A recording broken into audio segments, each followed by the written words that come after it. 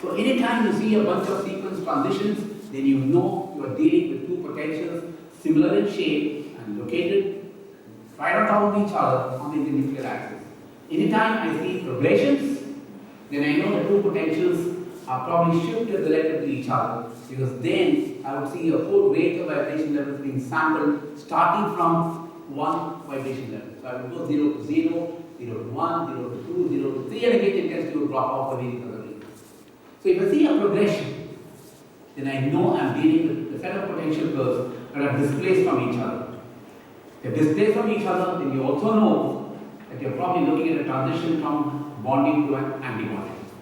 The same thing would happen with the potential displaced the other way around.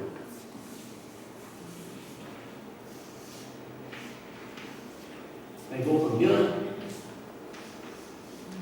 you go from here and so on. So you see, if it is shifted the other way, I will still see a progression. So I will see a progression as long as the two potentials are displaced from each other, and then I see all these levels. And all those levels that we start with, that you see going from here,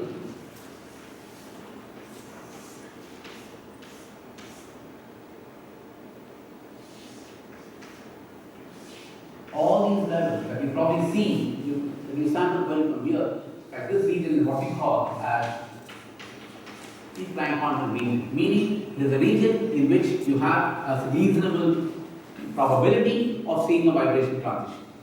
So if I can see 0, 0, 0, 1, 0, 2, 0, 3, then that region that encompasses 0, 1, 2, and 3 is what we call as the Planck quantum region, or the region in which I will see a reasonable vibrational intensity. And this is how you really make assignments of vibration spectra in electronic transitions. As I said, you don't have selection rules, you only have propensity rules.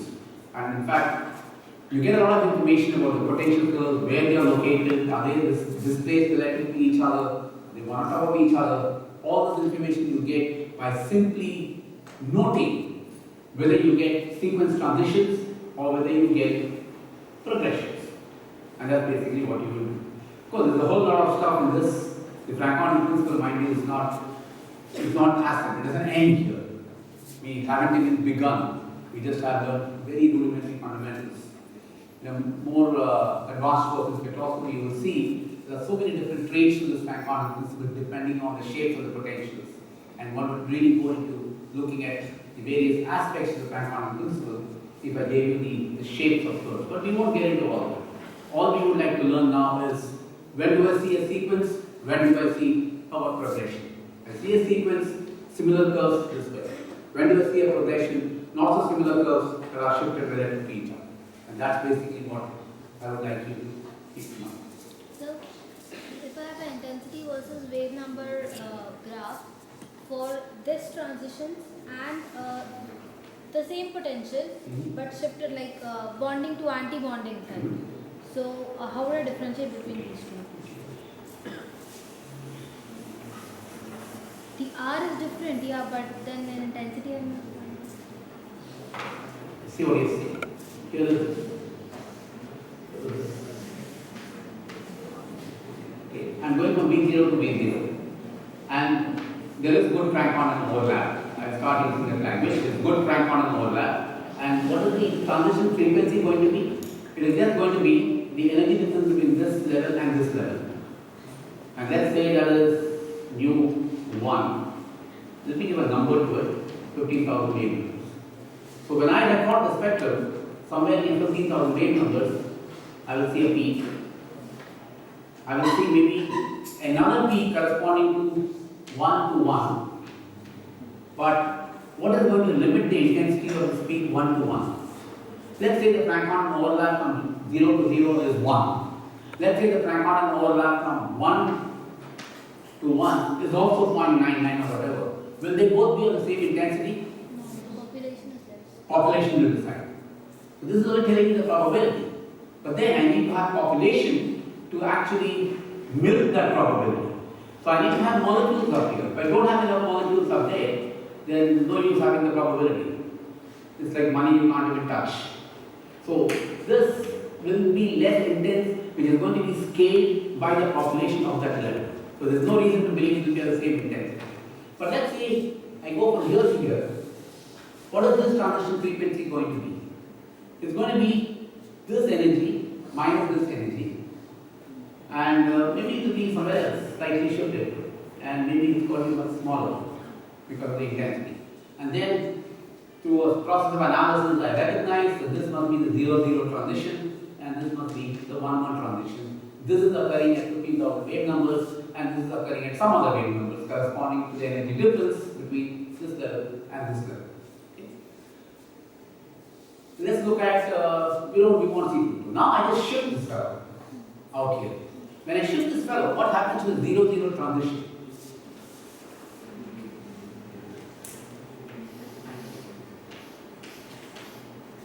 The 0-0, as long as I have not brought this fellow up or down, I am only shifting it laterally.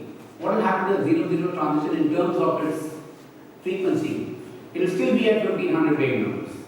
But what will happen to the intensity? Oh, intensity is not going to be great because the overlap is not very great now. And therefore you will find that I have a spectrum in which this might be like this. But supposing going from 0 to 1, let's say this probability was when I calculated the overlap, let's say is 0.3. Going from 0 to 1, let me say that the functions are so well oriented that the probability there is 0.6. Now what's going to happen? 0 to 1 is going to occur at a much larger wave number because I've got this extra energy that will be used up. Therefore, this 0 to 0 is here, 0 to 1 might be somewhere else, but what will be the intensity like? That's what it is. So this is 0 to 0, this is 0 to 1, the 0 to 2 might be smaller, 0 to 3 might be even smaller, that's it. So I see a progression, this is what I mean by a progression. 0-0 transition, 0-1 transition, 0-2 transition, 0-3, and then it dies off. So on the wave number scale, this is what it's going to look like. But that's not going to stop, because while this is happening, the 1, 0, 1, 1 and 1, 2 will also be seen. And where will they be? They'll all be hiding inside here. The 1, 1 might be here, the 1, 2 might be here, and so on. Which means you're going to have a big mess of spectra, and you have to somehow figure out which of these corresponds to a progression starting from 0, which of these is a progression starting from 1, and so on. But again, isotopic shifts will come in handy, and you will be able to figure it out. So this is what it will look like on a wave number scale. And the intensities now are going to be scaled by two things. They are going to be scaled by your Frank quantum factor. They will also be scaled by the population. So if you knew these two, then of course you know what the intensities are really going to be like. If you know the energy level diagram, you know where they will show up on the wave number axis. So if you have these two information, you basically get that. But in real life spectroscopy, that's not what happens. In real life spectroscopy, nobody comes and gives you these potentials and say, here's the potential, now go look for the experiment. No. In real life spectroscopy, this is what you get. And you have no clue to what that is. So starting from here, you've got to go back and generate that and then see whether this can, whatever potential you have constructed would explain this. So it's sort of a process where you go backwards. You have this, and from this you have to generate that. And that's the real crux of diatomic spectroscopy, for that matter, any spectroscopy. You take experimental data and then you go backwards to generate your potential. All the things that you learn in quantum mechanics is potential is given to you and you're asked to get the energy levels, the eigenvalues. Real life, that doesn't happen. Nobody gives you the potential. You get eigenvalues from experiments. And from that, you have to reconstruct or back-construct the potentials. And there's a study somebody is possible. If I give you the potential, you can get energies. The question is, if I give you the energies, can I get the potential? Answer is yes. There are mathematical models, tools that will help you to do that, which of course we won't learn in this course because we need to learn how to solve difference equations and so on. Just keep in mind, yes, it's possible. If I had the data in terms of peaks, which are essentially energy differences, then I can go back and reconstruct the potential. That can be very, very accurately done, and which is the way spectroscopy essentially is done. So let's take home the message. The Frank quantum factors or the Frank quantum overlap essentially deals with the probability of a transition from one vibration to another vibration level, and that is guided by the overlap of the initial state vibrational wave function and the final state vibrational wave function, which is this part. But of course, this part is preceded by this. This has to be non-zero to begin with. And then you worry about this. Don't spend all your time and money and effort trying to get this, and later you find that this transition is not allowed. Because there is no experiment to begin with. Therefore, you check whether this is going to be allowed through a bunch of selection tools for electronic transitions, which we will not do.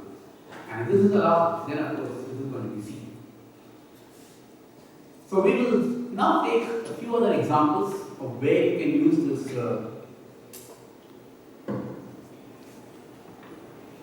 the Frank quantum principle. We know we can use it for transitions going up and down. And all the time I kept saying going from V0 to V1 or V0 to V2 and so on, as if to imply that you are doing experiments going from the lower state to the upper state. That's only one half of the whole picture. That's the absorption spectroscopy.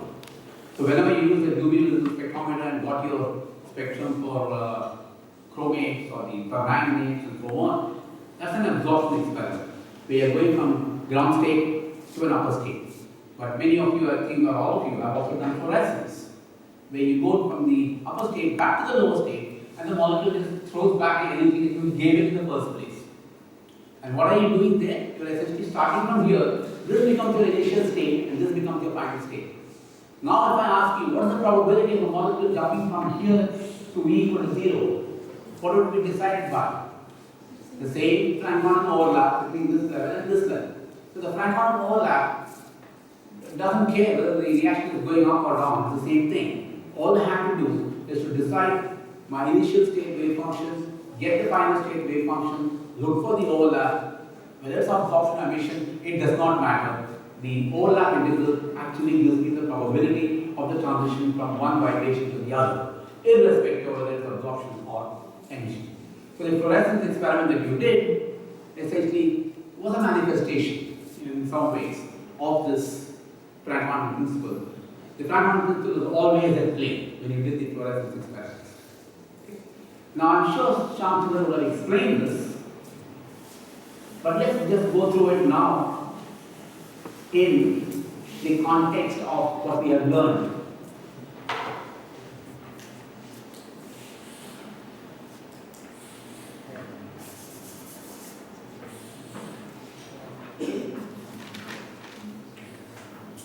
I start from E equal to 0. And what do you do in fluorescence? You shine light on a molecule. And you get the molecule upstairs. That's the first act, the absorption act. So when I go from here, I have to go up. But where am I going? Can I go to E equal to 0 from here? Well, maybe, but very poor probability. Because this wave function here and this wave function here are located quite apart. And therefore, it is very unlikely that you are really going from V0 to V0, because the Frank quantum overlap will not let you do that, at least for the wave function, the way I have drawn it, for the potential, for the way I have drawn the potential. You can't go from 0 to 0. Where do you think I will go? So the probability is going to be quite large here. So let's say this is 0, 1, 2, 3.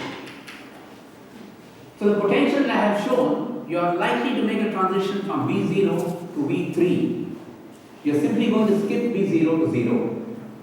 You are going to skip 0 to 1. Maybe you have some probability going to V0 to 2, but you have a large probability going to V0 to 3, and maybe some probability 0 to 4 and so on. In other words, you are going to see a progression.